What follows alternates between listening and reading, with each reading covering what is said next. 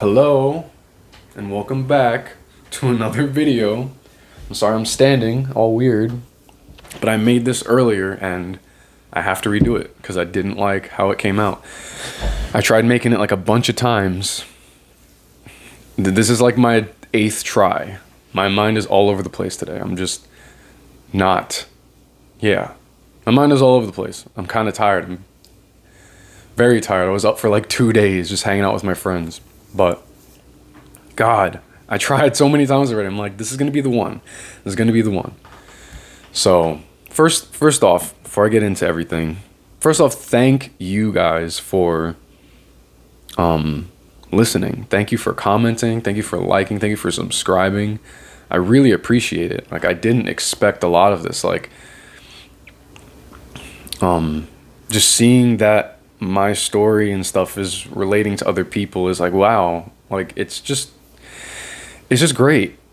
It's just great. I'm thankful for it and grateful for it, and I'm happy. I'm very happy that I can relate to people, that people can relate to me, and that it's helping people, and I'm grateful for that and thankful for you guys. So thank you very much, and there's going to be plenty more videos to come, so if you want to see more of all of this, then subscribe.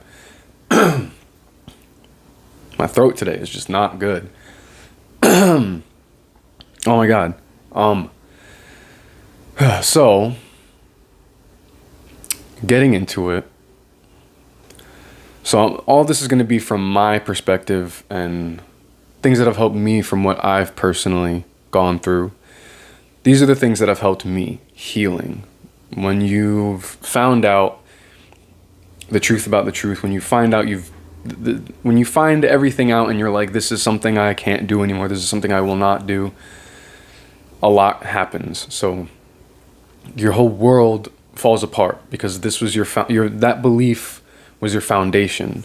Even if you've doubted your whole life, even if you've had questions your whole life, even if you didn't fully believe your whole life, it is still a foundation of your beliefs. It is still a part of how you see the world, if not how you see the world. And when you find out that it's been a lie the whole time, when you find out it's been wrong the whole time, it's like, like I said, your whole world falls apart and you're like, what do I do? What do I do? You feel all kinds of ways. It can make you depressed, very anxious. It can give you anxiety attacks, panic attacks. You can feel so overwhelmed and you're like, well, now what do I believe? What do I do? What do I do? And you can obsess over simply, what do I believe in now? What do I believe in now? If this isn't it, now what? So yeah, there's a lot that happens when you leave. I've never heard of anybody or just met somebody who left and they're just all good. They're like, yep, I can handle life now. It's like, it just doesn't work that way. And if there are people out there like that, then better on them. I wish I could just be like that, where it's like I left and I'm good. But unfortunately, 99.9% of the time, that is just not the case. So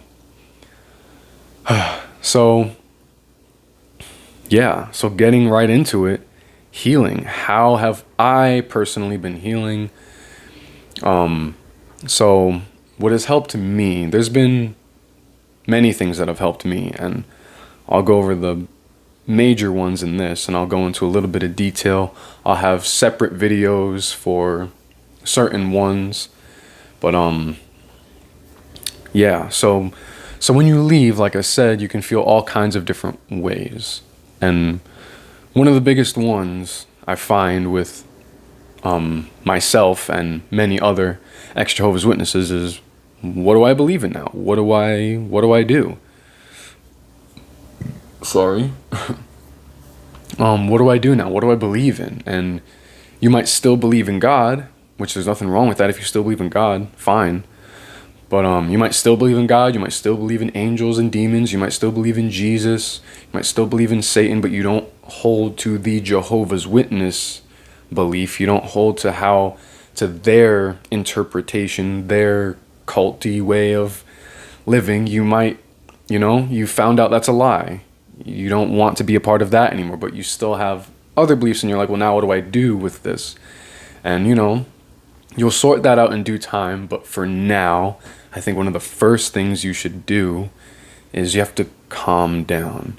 And not just simply, calm down, just calm down. No, like you have to calm down. And of course, it's easier said than done. But with that comes, with how to do that, I should say, with calming down, is you have to calm down your thoughts because you're overwhelmed. You're overwhelmed with so many thoughts.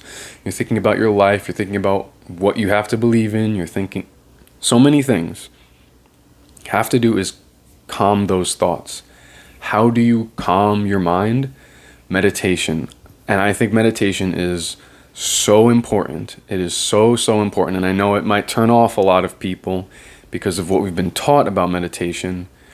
How, it empties your mind and you're going to invite demonic influence into your mind and it leaves you open to demonic influence. That is what they would say. And the fact of the matter is, that is just not true. It's just simply not true. Because there is plenty of scientific data to back that up. Plenty of scientific data, and it is from seeing that data, you can see it is a very physical thing that happens in your mind. It is a very physical thing that happens in your mind. Meditation, that is. And what they say about meditation is just wrong in itself. They say it empties your mind. That's not what meditation does. You cannot empty your mind.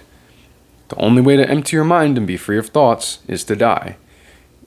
You're not dying when you're meditating. So I think the best way to be sure of something and to not be so afraid of something that you know nothing about is understand it first. Understand what it is, learn about it. And I can, of course, do all the research on your own. And I recommend you do the scientific research because it will show you physically what is happening in your brain, physically what is happening to your mind, and it will ease any discomforts and beliefs that you've had that are based on what has been told to you rather than what is.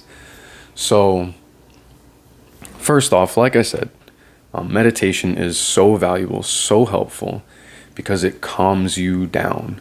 If you have anxiety, like I do, and I've had plenty of anxiety attacks in life, this will calm you down. This will prevent you from having so much anxiety and so many anxiety attacks and from overthinking things and panic attacks and panicking about everything. And it will help you with a lot. Even just thinking more clearly and rationally and being calm, because obviously when you're anxious, you're going to be having anxious thoughts. You're going to be making anxious decisions, and that is not healthy for you. You can't be doing that because you're not thinking rationally. Just like when you're thinking in fear, you're not making rational decisions. You're making fearful decisions. So that translates with every way how you think. When you're calm, you're making calm decisions, collected decisions, rational decisions. So what meditation is, and like I said, do the research on this for yourself. Look up scientific data, people who are studying it rather than just what people are saying. Someone like me, I'm just saying things, but I'm obviously going off of the research I've done, but do your own research. Look up the scientific data. I say the scientific data because there's plenty of other people out there talking about it. I say that because, so first off, when it comes to meditation, like I said, it can be a very uncomfortable thing to even consider when you've come from such a religious background, such a Christian background. Meditation is not what they have made it out to be. Like I said, they'll say you're opening up your mind to demonic influence. When you're emptying your thoughts, you're opening up your mind to demonic influence, and demons are going to fly into your head and have a good time and mislead you and this and that, which is just not the case. It is just not true.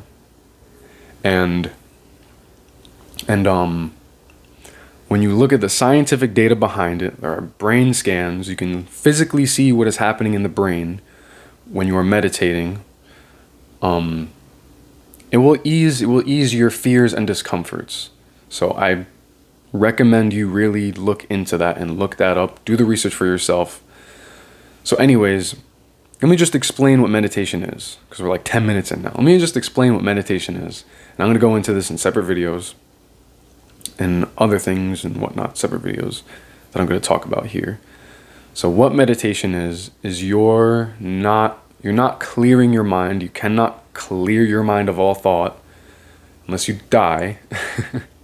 So that should be in itself something that should really ease you on that, because easier some of your concerns, because it did with me, because you're always told things, but you're always just told things without actually knowing what is going on. So anyways, what mindfulness meditation is, so to calm yourself down, to calm your thoughts down, to calm your mind down, to stop overthinking so much, to stop being so anxious, first we have to understand why that happens.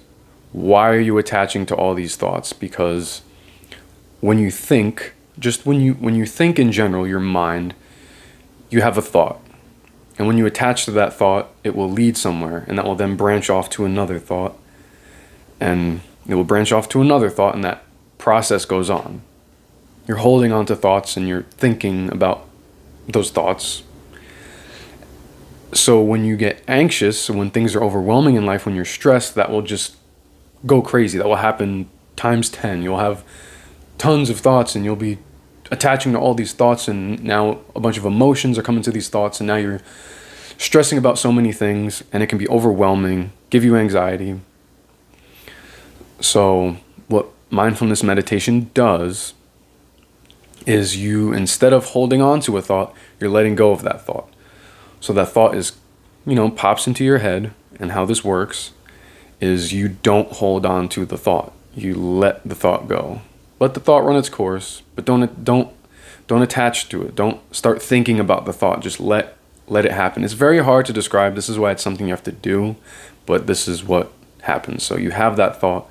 You don't allow it to attach to anything. You just let it go. Let that thought happen and let it go. Watch the thought, observe the thought, let it go. And then another thought's going to pop into your head. You repeat that process over and over again while breathing. While breathing in through your nose and out through your mouth. Breathing, because breathing keeps you calm as it is. And that's all mindfulness meditation is. It calms, and it will calm you down, because by the end of, when you're done meditating, you will feel a lot more calm and relaxed. And this isn't something you're going to get the first time. This might not even... First time you do it, you're probably not going to get it. Second time you do it, the first week, maybe even the second week, it might take you a bit to get into it, and that's okay, because even as it is, not every single time you meditate, you're going to get it down perfect. But just as long as you're doing it, you're practicing letting go of thoughts, and the practice of letting go of thoughts in turn helps you in your everyday life not attach yourself to thoughts. You're not going to react to things so abruptly. You're not going to be so anxious about everything. It helps so much. And it helps in that way, especially when you leave. Like I said, you're so overwhelmed, it's hard to just calm down. It's hard. You can't calm down when you're so anxious and you're just thinking constantly and you're going crazy, all concerned about so many different things. So you have to calm down. That way you can make rational decisions. That way you can make calm decisions. And it'll take time and practice, but keeping that consistency doing it will get you there. And that is the most important thing, is consistency. Just keep at it. And I'll do a whole video on meditation.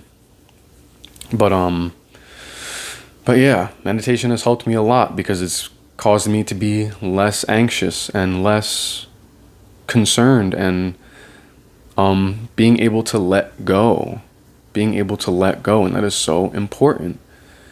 And it helps you in every single area of life, because like I said before, you make decisions when you're anxious. You're going to be making anxious decisions, and a lot of the times it might not be a rational decision. So you have to, I really think ex-Jehovah's Witnesses should really practice meditation. I really do think that.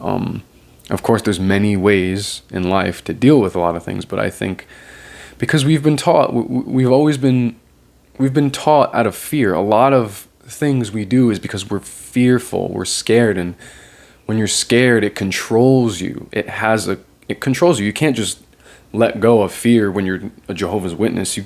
You know that's where a lot of our beliefs and why we do things comes from, is fear. And fear controls you, and that's what they use. Whether it's fear of not living in the new world, or fear of never seeing your loved ones again, or fear of dying in Armageddon, or fear of not pleasing Jehovah. Fear, fear, fear, fear. It's all around you at all times, and you have to let go. Letting go calms you down, and meditation helps so much. And you don't have to. So this is one thing too, even though meditation is used in spiritual practice, obviously, I mean, Buddhists use it, in Hinduism, meditation is used. Does that mean meditation in itself, the practice, is a Buddhist thing or a Hindu thing, or specifically those things? Does it itself have to be attached to those things? No. There's plenty of people who are atheists who practice meditation, and they don't believe in God, or they don't, because it's not a religious practice in itself, and that doesn't make it a bad thing. It is just something you do. You're breathing in air to calm yourself down slowly, and you're not attaching to thoughts. You're letting go of thoughts. How is that? So explain to me, how is that a demonic thing? You can't, because you're simply just letting go of thoughts. How is that demonic? It's not. You couldn't convince me otherwise. How, you know what I mean? Like, it's when you look at it for what it is rather than what is being told to you, and you understand it, it is not what you've been told it is. So I hope everything I said just makes sense. I feel like I'm a little all over the place, so I hope that is making sense. So, like I said, do your research on it, do the scientific research on it, so that way you can physically see what is going on and the evidence for it and the outcome. Do your research. Don't just listen to me, do your research. The next thing is, so what brought you out was probably all the information that you've seen in ex-Jehovah's Witness videos and stuff like that. Keep taking in that information. Keep taking in that information, because you want to keep reassuring yourself of that information and learning new things and thinking about those things, because that's what brought you out in the first place. Don't just stop doing it. Keep on. I don't know if you can hear that, but there's a squirrel in my attic. We've been trying to get it out for a bit now. So keep at it. Keep on bringing in that information and thinking about that information and doing your research on that information, because that's knowledge, that's understanding, and that gets rid of your fears that you have. That gets rid of the anxieties you may have. That gets rid of a lot, because you know now that Jehovah's Witnesses have been lying to you. You know that it's not true. You found out the truth about the truth. So keep on doing that. Don't just stop. Keep on doing that. But don't overwhelm yourself either. That's why you have to take time for yourself to think about those things. But keep on doing it. That is very important. Very important, especially when you're just leaving. And listening to other people's experiences, and very important. It's helped me anyways. Like I said, this is everything that has helped me. It's helped me a lot in my awakening process and with healing. So keep on doing that. And what was the other one I was going to say? Let me just pause it for a second. I got to get my thoughts together. So now that I've got my thoughts together a little better. So we talked about leaving. You've separated yourself physically from meetings and the people and going out in service and stuff like that. Meditation, which I think is very helpful. Incredibly helpful. One of the most important things, I think, is calming your mind and not attaching to every little thing. And information, taking in all this new information now, and understanding it, because it's so important to understand things, to understand all these things that you've learned, fully understand it, so that way you can solidify it in yourself. And yeah, those things have really, really helped me leaving, because, I'm no longer around it, surrounded by it. It's not something that can keep influencing me anymore. Excuse me. It's something that can no longer keep influencing me anymore and inserting itself into my subconscious. And I'm leaving that physical part of it behind, so that way you're not taking in the vocabulary every day too, because Jehovah's Witnesses have their own vocabulary, like worldly people of the world, this system of things, our brothers and sisters, the truth. I was thinking of making a whole video separately on the terms they use too, but which this leads me into another thing, is stop using their words. Stop using their vocabulary, their phrases, their terms, stop using their words. Because we can find ourselves randomly it'll just come out. Like, you might say to yourself, like, yeah, I left the truth back then. And you're like, remember I said there was a squirrel in my attic? Yeah, I can see it right now. He just landed. Wow. He just hit the window. I don't know if you heard that. You might have heard that, because this microphone picks up a lot of things. Anyways, yeah, stop using their vocabulary, their words, because you might find yourself saying, I left the truth. You did not leave the truth. You found the truth. You left a lie. You left Watchtower. You left a cult. You left a business organization that is under the guise of a religion that is actually a cult. That's what you left. You did not leave the truth behind. You found the truth. You left a lie. It's so important to switch up to not use their words and switch up your vocabulary like that, because you are telling yourself words are important. No matter how much they said to you that words aren't important, the words you use are important. When you say, I left the truth, you are telling yourself you left the truth, which is not true.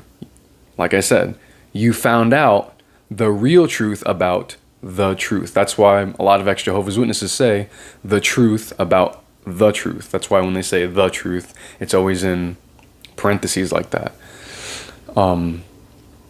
Yeah, you have to stop using their vocabulary. Stop saying the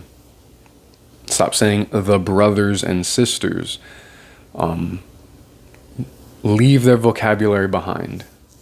And because I remember around when I left, I would say things like that. I would say, I left the truth. And I'm like, I have to stop myself from saying that.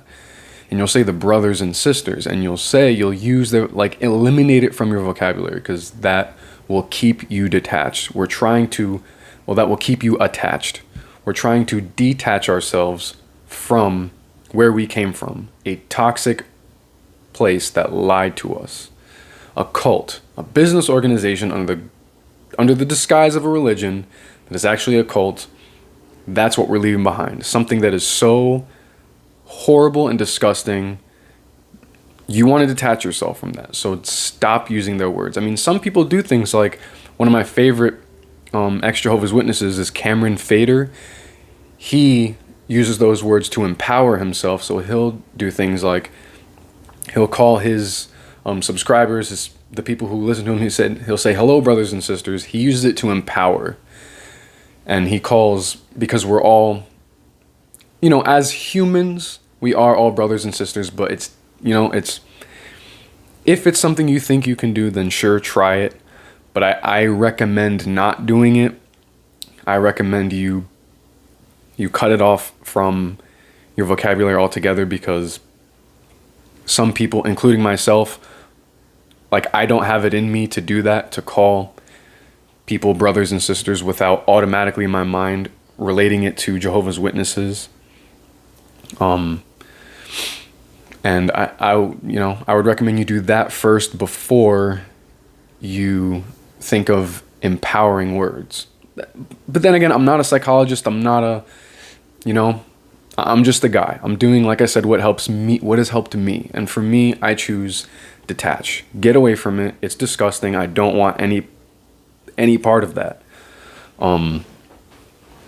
Yeah, anyways, so stop using their vocabulary. That is a huge part of it. And calling people who are not Jehovah's Witnesses worldly people, because you might find yourself saying that. My worldly friends, they are not your worldly friends. They are your friends. Worldly people, they are not worldly people. They are people. They are not worldly people. Stop separating everything. Stop giving everything a little label. You have to stop it. And by stopping, how to stop that, you have to become conscious when you do it. When you do it, catch yourself doing it like, wow, I just called it the truth. It's not the truth. Stop saying that. You know it's not the truth. Stop saying that. Or worldly people, like, these are not worldly people. There is nothing negative about these people. They're just people, just like me. They are just like me and I am just like them. We're just people. Things like that. You have to catch yourself doing it. Be conscious of how you speak, of what words you're using. That is how you do that. And I think it's very important, and it's part of detaching. But yeah, like I said, these are the things I do, the things that have worked for me, and the things that still work for me. And I've done that so much, like detaching words, to the point where it like never happens anymore. It never happens anymore. Never happens. The times where it will happen is when I'm talking about it. Like videos like this where I'm talking about it, sometimes I'll end up saying things like worldly people, and I'm like, because you're kind of, you're talking about it. But like I said, that was your foundation for growing up. That was your foundation for your beliefs. It is a part of you. And it takes such a long time to get away from it, to pry yourself from that foundation. The roots go deep, and those roots are based in your childhood to your adulthood. That's a long time. That's a long time. You can't just get rid of that in a few years. It is going to take time. And that is another thing too, is understanding that all of this is going to take time. And as long as you are consistent with what you do, as long as you're consistent with yourself, you will detach yourself. And it will be a slow detachment, and be happy about those small detachments you notice. Be like yes, like that's the next, that is like you're improving. Like take notice, be conscious of those things, because when you notice that, like, wow, I'm using less and less words, like before I would have said this, but now, I'm like this, like take note of those things and recognize it and celebrate. Be like, yes, I'm not doing that. Like celebrate, because that is, you're moving up, you're doing good, and you will do good. You will make it through if you're just consistent. You will have setbacks, of course. Also understand you're going to have some setbacks, but that's okay. It's a part of the process. You just have to do it. Continue with it. Be consistent with it, and just do it. Yeah.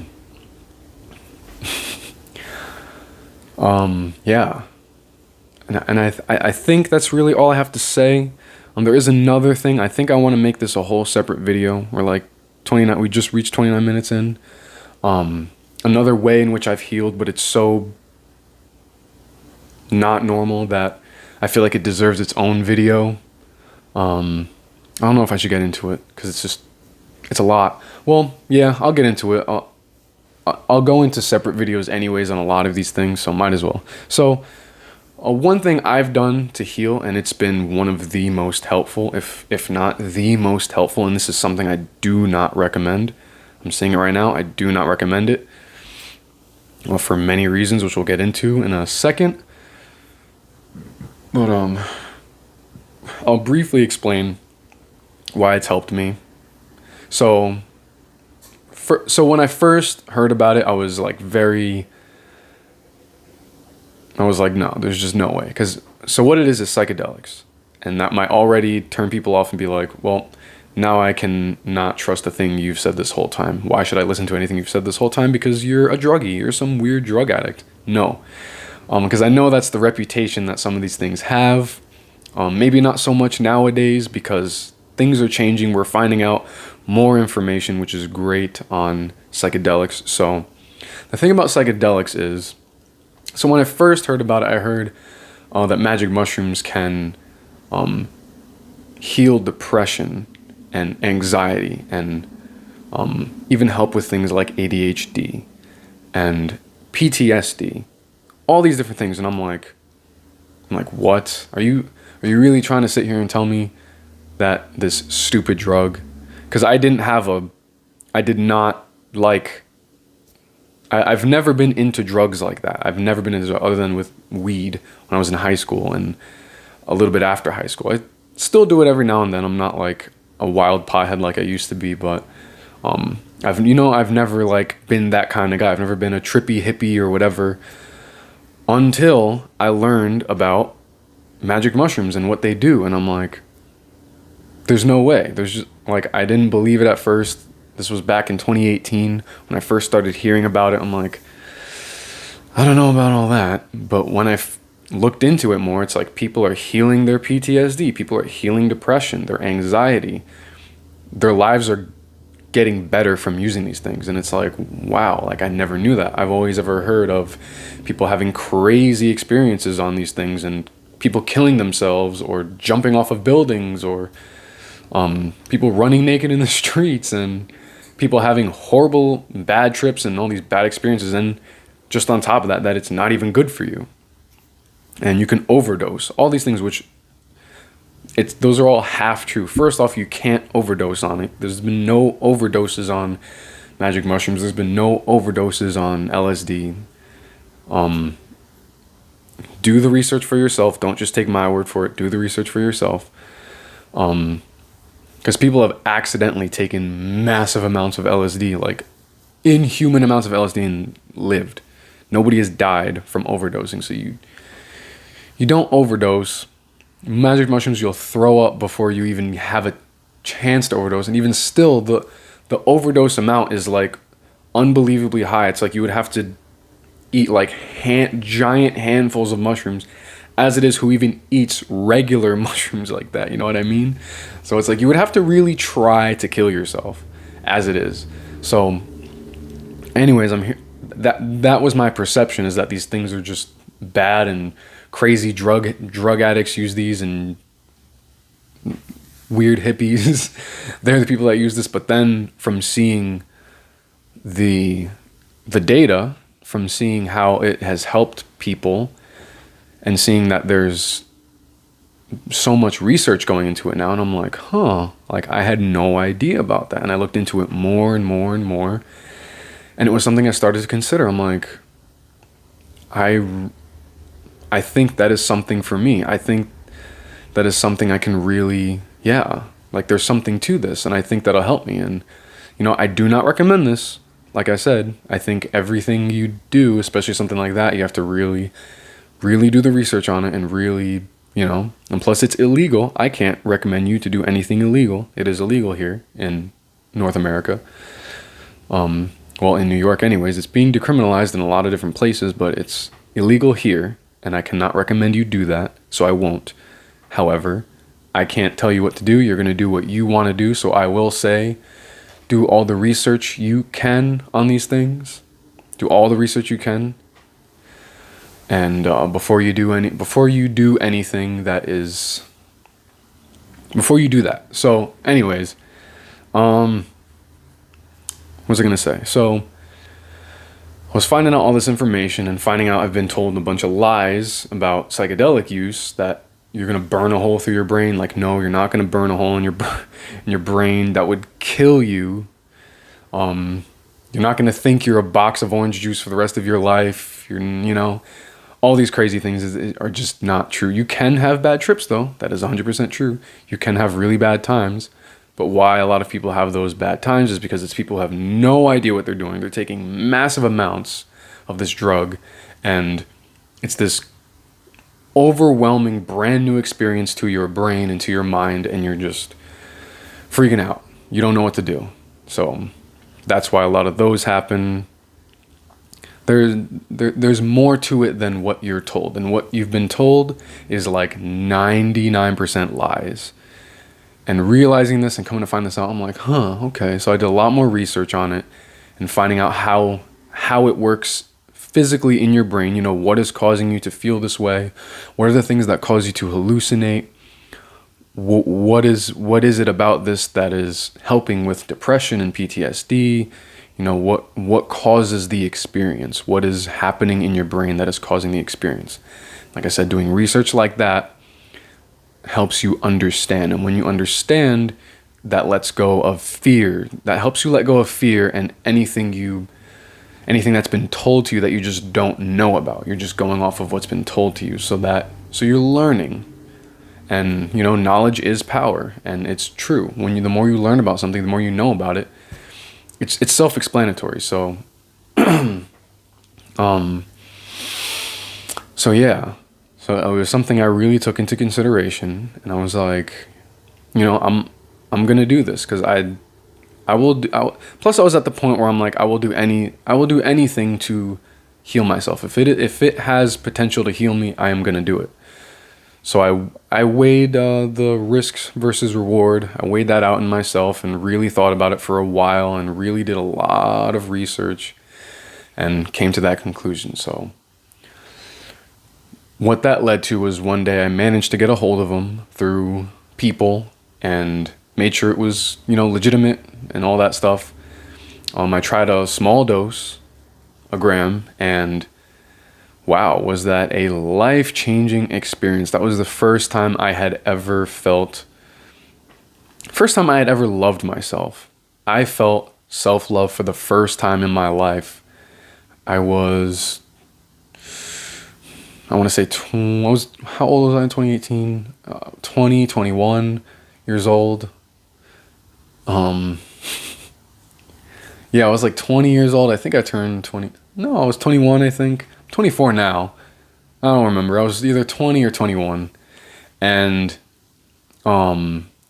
yeah, I felt self-love for the first time, and I let go of anxiety for the first time in my life, and I completely let go, and I completely loved myself for who I am for the first time, because our whole life as Jehovah's Witnesses, we've been taught where everything we do is imperfect. You can't think for yourself.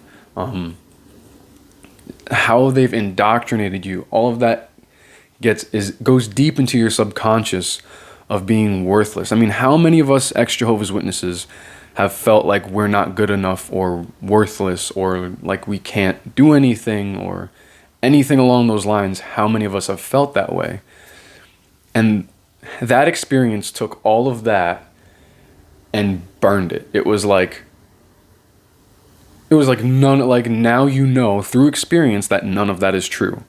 That just none of that is true. It shows you what you're capable of. It showed me I am capable of letting go of anxiety. I am capable of not worrying so much. I am capable of loving myself. And through these simple little ways, I remember when I was tripping, I was like, why is this illegal? I was like, why is this stuff illegal? Like, this makes no sense. Like, I'm having the greatest time of my life right now. I love myself. I feel amazing. Like, all these things that I'm so worried about right now are just, I'm able to laugh at them and look at it for what it is. And that's the real experience you have. Like, everything that I was told about it was just so wrong. And through experiencing it, I've experienced it. And that has been such a huge help for me, because now I can love myself. Now I can take this feeling into my everyday life and use that. Now, you know, it helped me heal so much, because the self-love part is the biggest thing. I didn't think I can love myself until then, and I didn't even realize it until then. Because like I said, we have been taught such negative things about ourselves, and that experience, like I said, it took that and just burned it. And that was like my healing went from here to here, and it just shot me forward. And like I said, one of the greatest experiences in my life, and I'll get into that in another video. I'll get into a lot of these things in different videos, but like I said, I don't recommend it. There are risks with that. I'll just name off a few. So one of them being, this is like was the most concerning to me. If you have schizophrenia in your family, which I don't, but it's still a risk. If you have schizophrenia in your family, that most likely means you will have I forget how it works genetically and stuff, but there is the possibility that later on in your life, this is just regular, you've never done drugs in your life, later on in life you can become schizophrenic because it's in your gene pool. So what these things can do, and this actually happens with cannabis more than any other drug, which I was surprised as opposed to psychedelics because they're so powerful. This could happen with cannabis way more than with psychedelics. It can, instead of you like slowly developing schizophrenia later on in life how you naturally would have, it can unlock it in an instant through that one drug experience.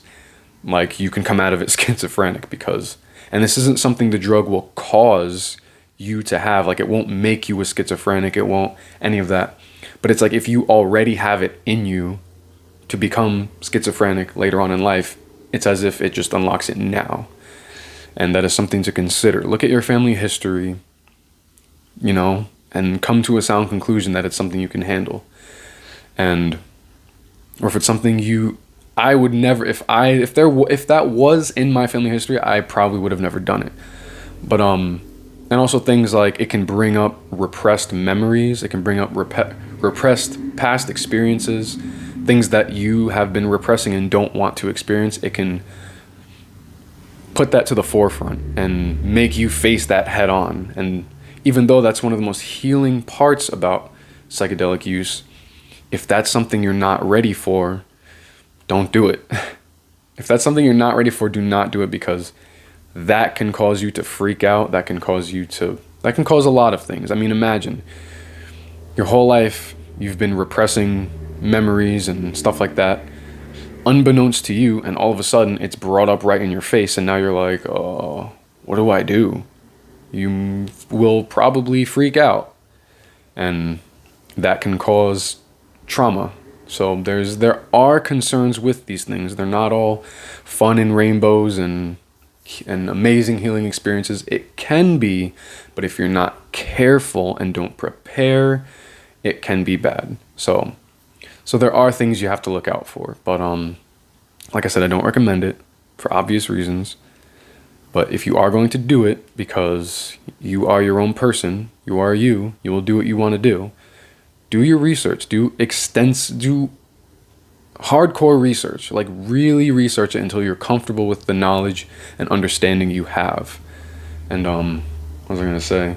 Another thing too, just growing up a Jehovah's Witness, being a Jehovah's Witness, we were taught drugs like that, psychedelic drugs, they can pretty much the same exact thing you were told about meditation. It will open up your mind to demonic influence. It leaves you open for demonic influence, and demons are going to fly into your little brain. And, not that you have a little brain, I'm just being sarcastic and stupid.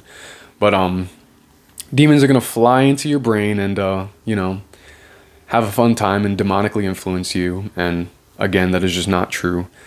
Look at the scientific data. Please look at the scientific data. You can see how it is such a physical thing that is happening in your brain.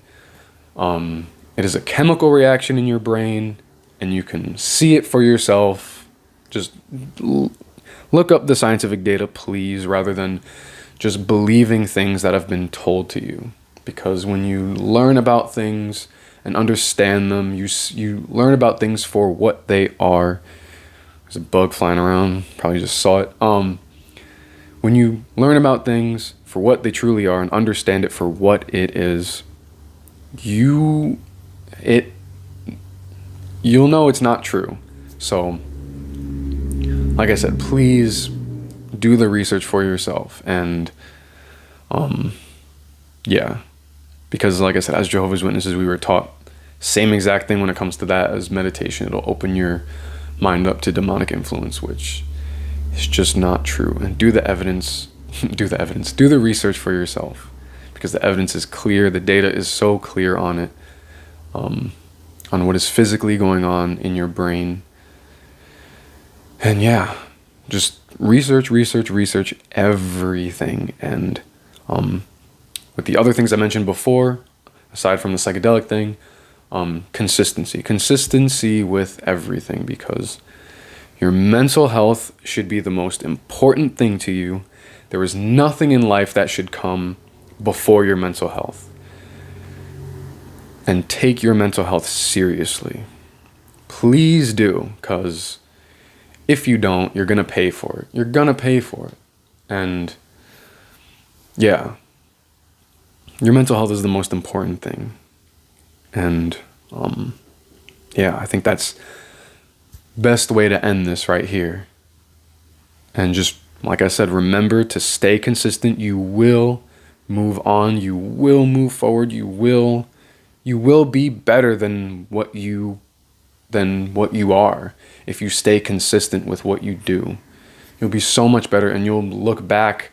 You'll be able to celebrate those small goals of what you're doing, and you'll be able to encourage yourself and live happier and live more joyful, and not be so overwhelmed with negativity in your life, with all the things you've gone through. You'll be able to move on and live a better life. And if you just stay consistent, and that is guaranteed. Like I said, if you stay consistent, it is a slow process. It does not happen overnight. And you have to understand that. And you have to understand, like I'm stressing so much, you have to be consistent. So yeah, that just about does it for that, because this all of those things that I've done, it has gotten me to where I am today. And from where I am today compared to what I was my whole life as a Jehovah's Witness and when I left, I've been doing so much better. All the concerns I've had, I don't have them anymore. The anxiety I used to have, I don't have anymore. The repression of myself, I don't have anymore. How little I've thought of myself, I do not have anymore. Of course, there's still things I struggle with. There's a lot of things I don't think will ever 100% go away. But from where I was to where I am now is so much better. And oh my God. This is why I say you have to stay consistent, because you will do better. Because there's times you probably think now, if you're thinking now, you can never be good enough, you can never do better, you can never, whatever it may be. When you start being consistent and doing better for yourself, you will get there. I can promise you that. So thank you for watching. I really appreciate everybody watching. I really do. And I appreciate the comments too. Really appreciate the comments. And if you want to see more videos, I'm going to do videos on so many different things. Yeah, so subscribe if you want to see more, and thank everybody for watching, and tune in next time.